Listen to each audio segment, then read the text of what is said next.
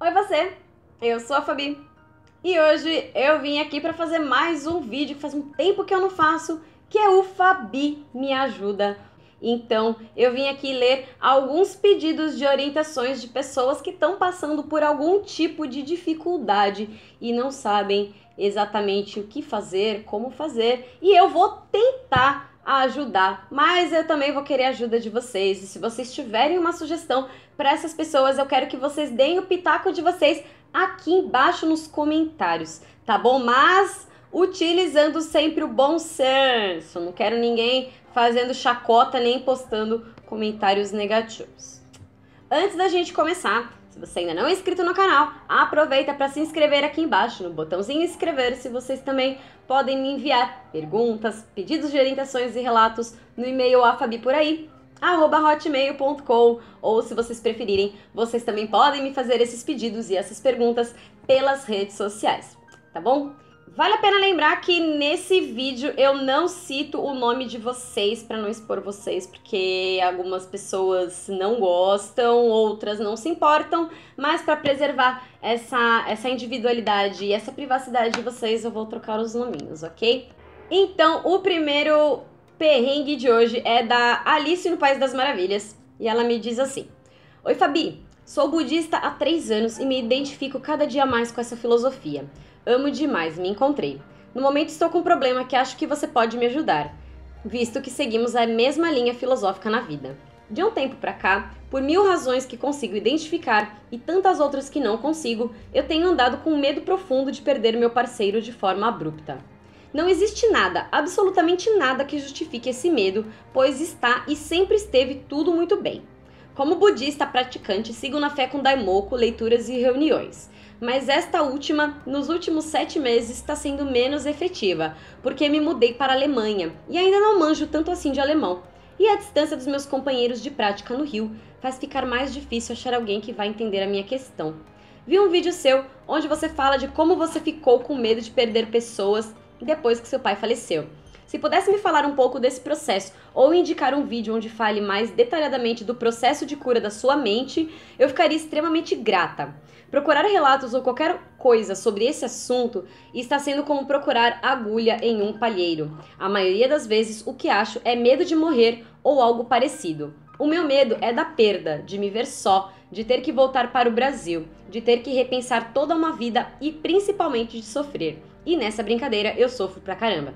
Já vi você mandando uns palavrões, então vou mandar aqui. Tô na merda com essa história. E como boa budista, de saco cheio de sofrer, já deu. Mas preciso de ajuda. Então, aqui estou eu. Beijos no coração. Então, Alice no País das Maravilhas. Isso na verdade é uma questão...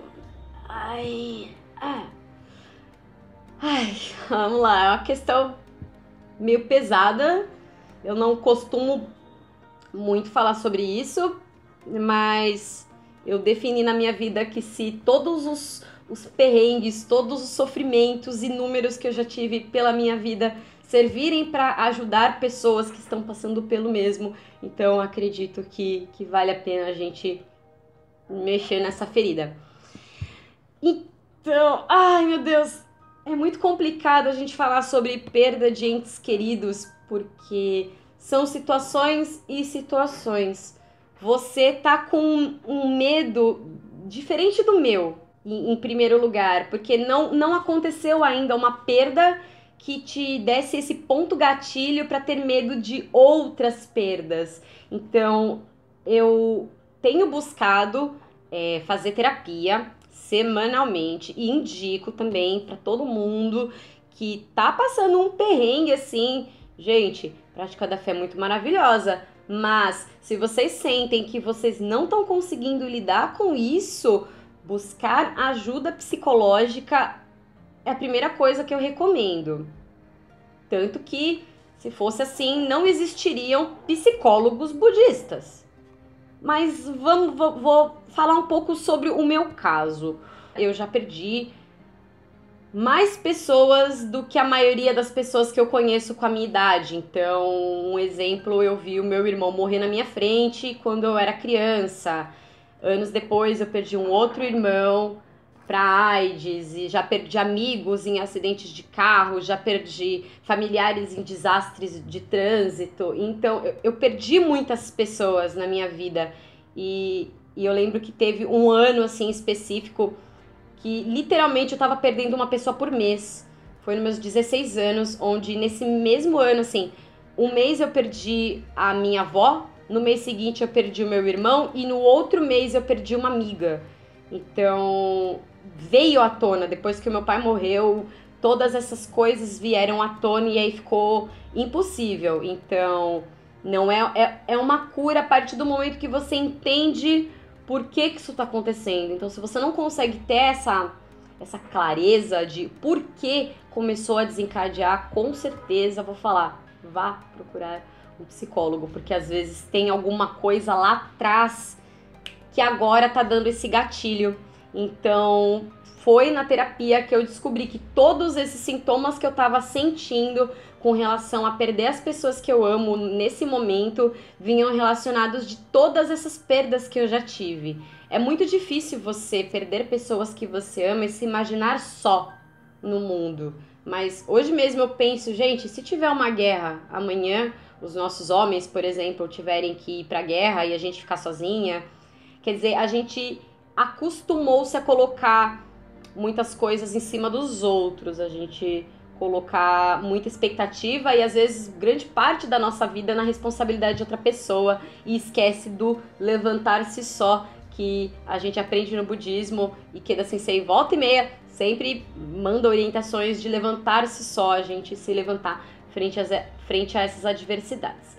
Então, é basicamente isso. Depois que eu voltei a praticar e as coisas foram melhorando e eu fui estudando, isso é muito importante, eu fui compreendendo as coisas e hoje eu já me sinto muito melhor com relação a isso. Então, essa é a minha dica para você.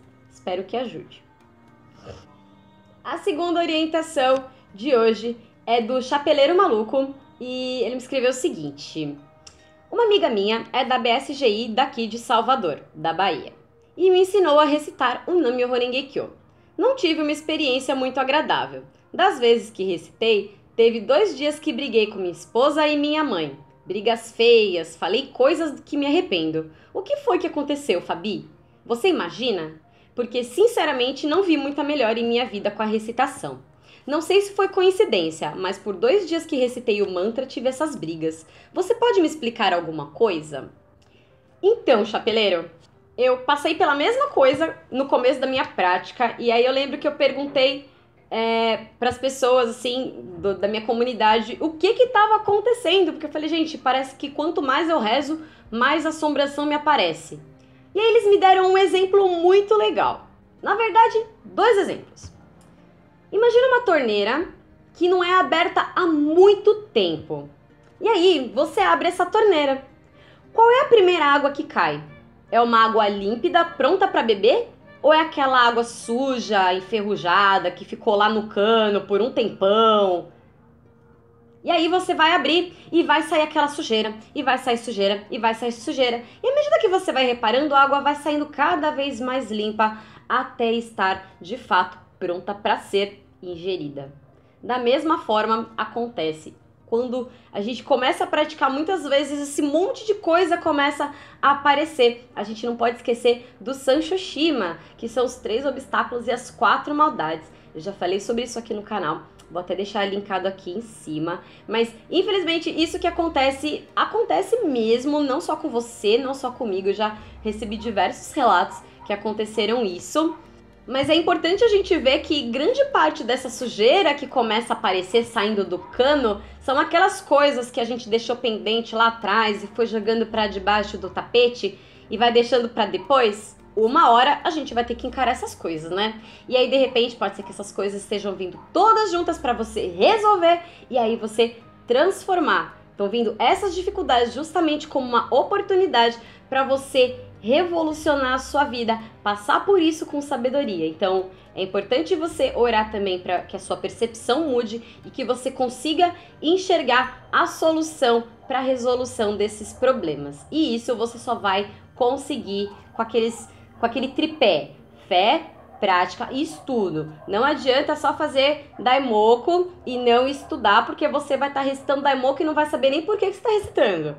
E outra coisa é participar das reuniões, a gente sempre fazendo essas ações, estudando, praticando, participando, a gente vai ver que esses nossos perrengues não são exclusivamente nossos. A gente sempre tem essa tendência de achar que os nossos problemas são os maiores do mundo. Mas quando a gente começa a ver a experiência, os relatos de outras pessoas, a gente vai vendo que os nossos problemas são tão pequenos. Tem tanta gente que passa por tanta coisa muito pior e consegue passar por elas com sabedoria que a gente fala, cara, como a pessoa consegue? E é justamente fortalecendo essa prática da fé. Então, não desista. Ainda pode ter muita água suja, mas em algum momento essa coisa ia aparecer. Cabe a você decidir se você encara agora ou se você vai postergar para mais um tempinho, mas em algum momento você vai ter que lidar com isso. Mas não se esqueça de orar sempre pela harmonia familiar, que é uma das 5 diretrizes eternas da Soka Gakkai. Também vou deixar linkado aqui em cima. Oração pela harmonia familiar, para evitar esses probleminhas que a gente pode acabar tendo na vida da gente, seja por uma intolerância à nossa prática, seja por brigas cotidianas mesmo. Dessa forma, a gente vai acumular sabedoria e vai ter um discernimento maior para resolver esses problemas, tá bom? Mas não desiste não. E o terceiro e último perrengue de hoje é da Rainha de Copas, e ela me escreveu o seguinte: boa tarde, Fabi. Preciso de ajuda para saber lidar com o preconceito dentro do meu lar. Meu marido não aceita o budismo e isso está minando nossa relação. Eu fui apresentada ao budismo por uma amiga de adolescência que já frequentava há 2 anos. Estava entrando em depressão e reconheci os sintomas. Decidi que não iria tomar remédio e quando comecei a recitar o Nam-myoho Renge-kyo, senti que minha tristeza se transformava em paz. Quero essa paz sempre, não só para mim, mas para minha família. Mas confesso que minha ira está sendo posta à prova com tanto preconceito.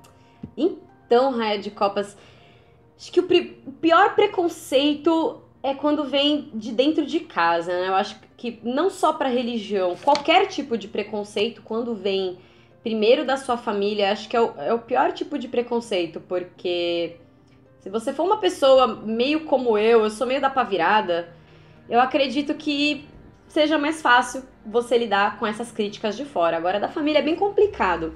Mas assim, você já explicou pra sua família como você se sente? Porque eu acho muito difícil você se abrir dessa forma com que você se abriu pra mim, pra alguém da sua família, e a pessoa achar ruim. Porque se é uma coisa que te traz paz, que tá te fazendo bem, qual é o problema, né? Mas eu sinto aí que na sua relação essa coisa do respeito tem que ser bem trabalhado. Então você conversar com seu marido é muito importante, porque o respeito ele tem que estar nas relações, custe o que custar, que seja o motivo que for. Se você quiser raspar a cabeça, se você quiser praticar o budismo, se você quiser entrar numa gangue de motoqueiros, eu acho que tem que ser conversado, tem que ser dialogado entre os dois, e é importante também você entender o que ele pensa, porque de repente ele cria um pré-julgamento negativo do budismo por ignorância, justamente por ele não conhecer, por ter aquela visão pré-concebida da maioria das pessoas de que Buda é o equivalente de Deus e que é coisa do demônio. Outro dia mesmo eu tava comentando com uma aluna que é recente lá no meu trabalho e ela falou, não, mas eu acredito em Deus, você acredita no Buda? Eu falei, peraí, acho que você tá confundindo as coisas. Buda não é Deus. E ela fez uma cara tipo, não? Como não? E aí eu tive que explicar pra ela. Então, às vezes, seja uma falta de comunicação, um desentendimento que pode ser resolvido. Mas, como na orientação anterior, ore sempre pela harmonia familiar. Nunca é legal a gente ficar brigando por causa de religião, por nada, na verdade. A gente desestabiliza a energia do nosso lar, mas mostra pra ele o quanto isso te faz bem. Se for o caso, mostra um vídeo aqui do canal pra ele entender um pouquinho.